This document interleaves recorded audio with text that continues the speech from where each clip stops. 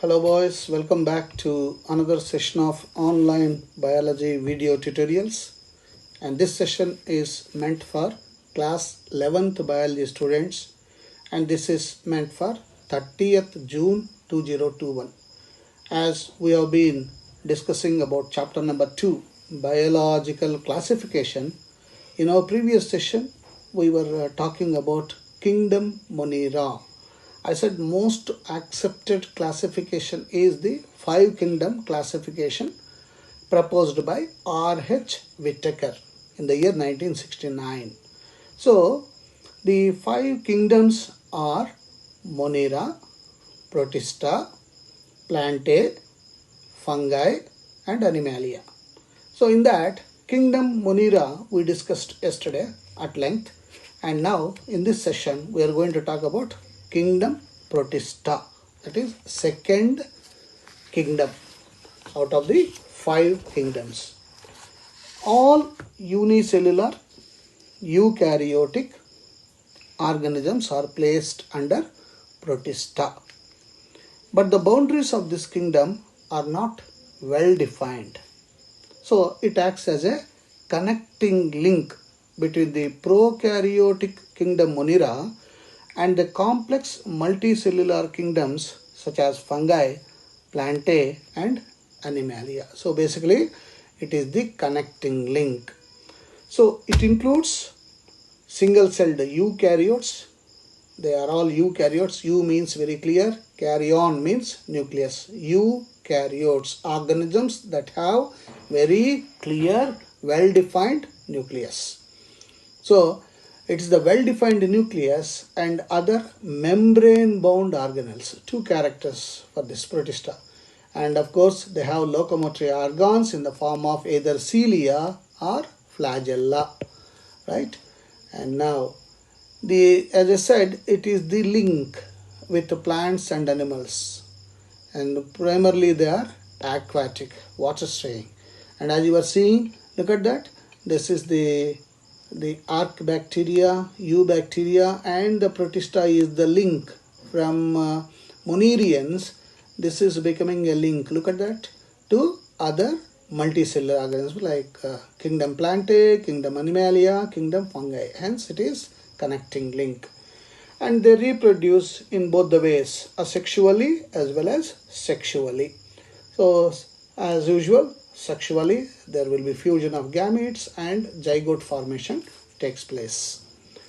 And then it is further classified, kingdom Protista is further classified into 5 subsections. 1. Crysophytes. 2. Dinoflagellates.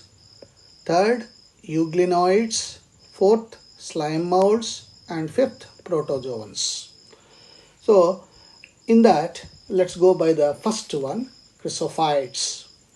Now, Crysophytes are found in freshwater and marine environments, both freshwater as well as sea environment. They are microscopic, float passively in water currents, that's planktons. Most of them are photosynthetic because they have their own chlorophyll, they prepare their own food.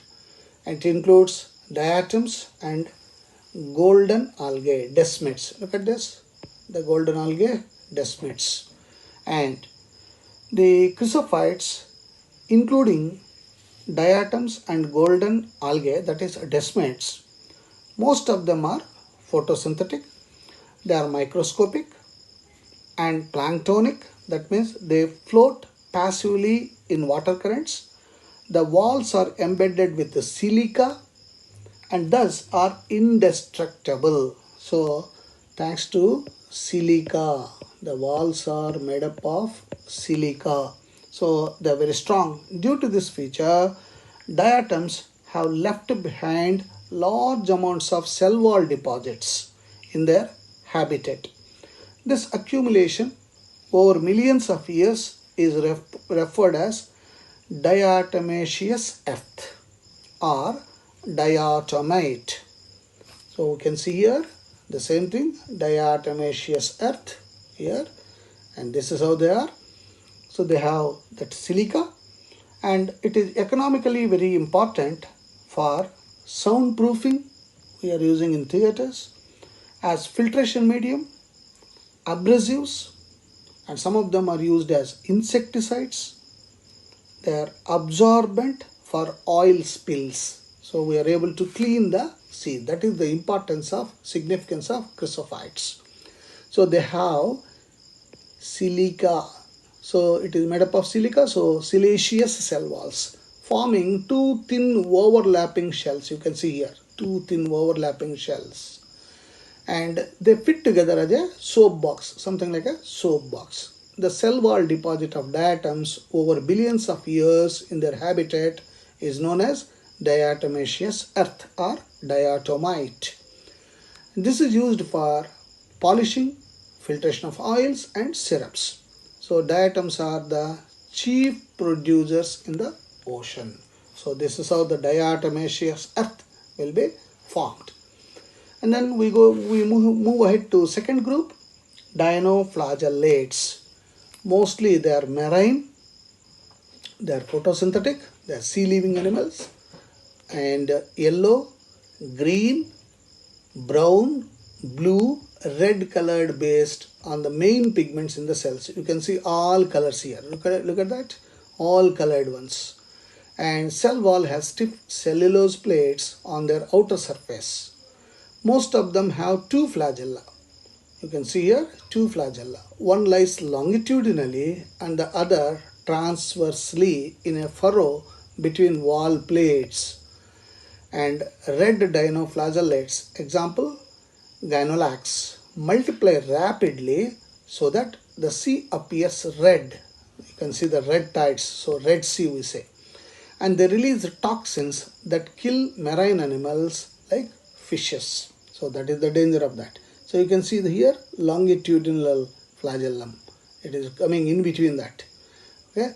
So basically they are marine. They undergo photosynthesis.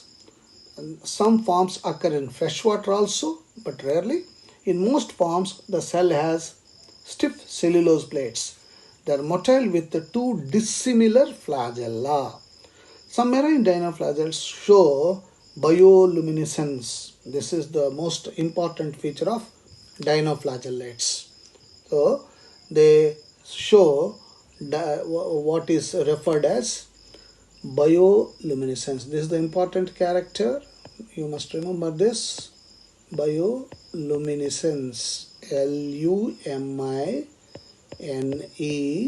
luminescence. S-C-E-N-C-E. Bioluminescence. What is this bioluminescence? It is the property of dinoflagellates that emit light. They emit light. Example, as we said, Gonalax, the red dinoflagellates. Then you have got Noctiluca, Pyrocystis, Pyrodinium. All these emit light, and so they undergo rapid multiplication, and they make the sea appear red with red tides, as you are seeing here. So this is the important characteristic of dinoflagellates, bioluminescence. So you must remember at least two names, Gynolax and Noctiluca. At least these two you remember. Moving ahead, we go to the third group, that's Euglenoids. So mainly freshwater organisms found in stagnant water. Instead of cell wall, they have protein-rich layer called pellicle.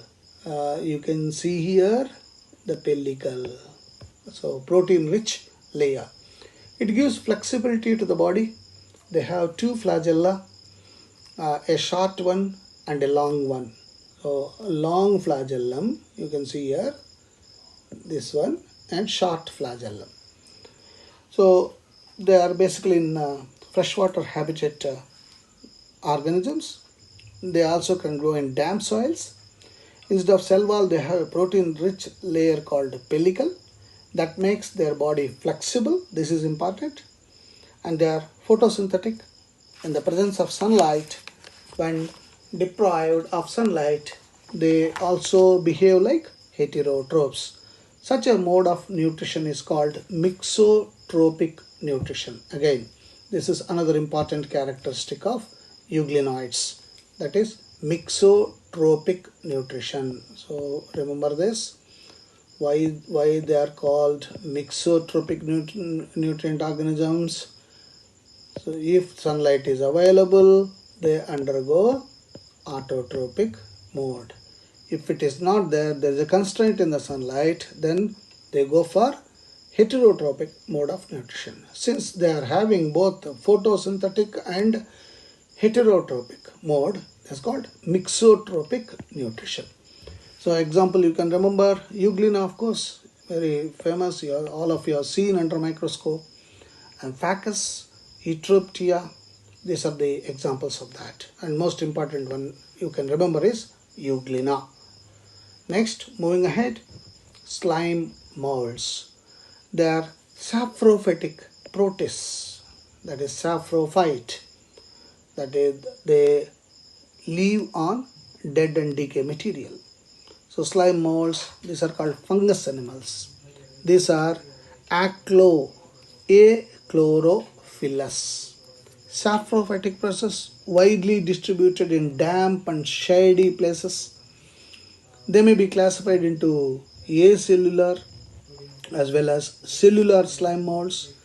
Under suitable conditions, they form an aggregation called plasmodium. Look at that, plasmodium, you can see here the aggregation, which may grow and spread.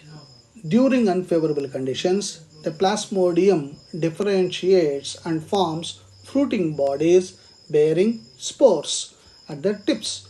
They are extremely resistant and survive for many years even under adverse conditions. I said no, when going gets tough, the tough gets going. Examples, Physarum, Dictydium, acellular slime mold, and Dictyostelium, this is a cellular slime mold.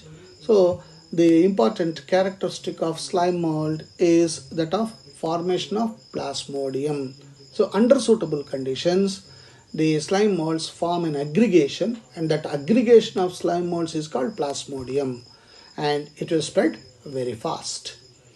And under favorable conditions, plasmodium differentiates and forms fruiting bodies, that is sporangium, bearing spores. And spores have true walls, they are highly resistant and survive for many years. Spores are dispersed by air currents. You can see here the sporangium and sporangiophores and this formation of spores. So basically you got an aggregation of slime mold, plasmodium. So they have that fruiting body, here you are seeing that, undergo meiosis, form haploid spores, and the haploid spores can survive even under the worst conditions, tough conditions, and they form gametes, fusion of gametes, fertilization resulting in the formation of zygote. Zygote develops into plasmodium. This is how the life cycle of slime molds take place. And then we come to the last group, that is protozoans. Proto, we say first formed or primitive. Zoans means animals. Animals that are formed first are primitive animals. So they are basically heterotrophs, different. They depend on others. They may be predators or parasites. They are primitive relatives of animals. So primarily they are slowly leading a clue that the animals are going to develop. So for protozoans can be subclassified based on their movements, locomotor organs, into amoeboid protozoans, flagellated protozoans, ciliated protozoans, and sporozoans. So amoeboid protozoans, pseudopodia, locomotor organ; flagellated protozoan, flagella; ciliated protozoan with cilia; and sporozoans, the spores that can move, moving ones. And amoeboid protozoans, they live in freshwater, seawater, as well as moist soil. They move and capture prey by extending this pseudopodia. Pseudo means false, podia means foot, false foot. Example, amoeba. Marine forms have silica shells on their surface, and some of them are parasites. Of course, we know, whenever we remember that stomachache, we say Entamoeba histolytica. It causes a lot of stomachache and loose motion, entamoeba. So this is how the various parts of amoeba, cytoplasm, food vacuoles, and what is important is this, pseudopodia. So this whole structure, finger-like structure, is called pseudopodia. And then we move on to flagellated ones.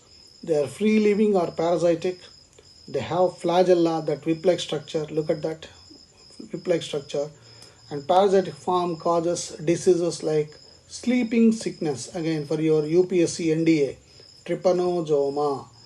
So when you just make a small personal notes, whenever I say it is related to UPSC NDA, it will be very, very helpful during your UPSC exam, so that you can get 44 or 40 out of 40 or 44 out of 44 in your UPSC NDA exam as far as biology section is concerned.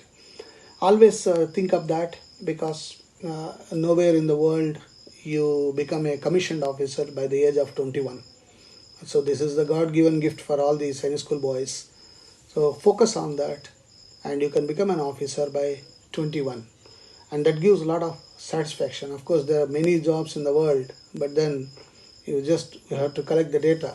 How many of the employees working in their positions are having self-satisfaction? But defense forces are not like that.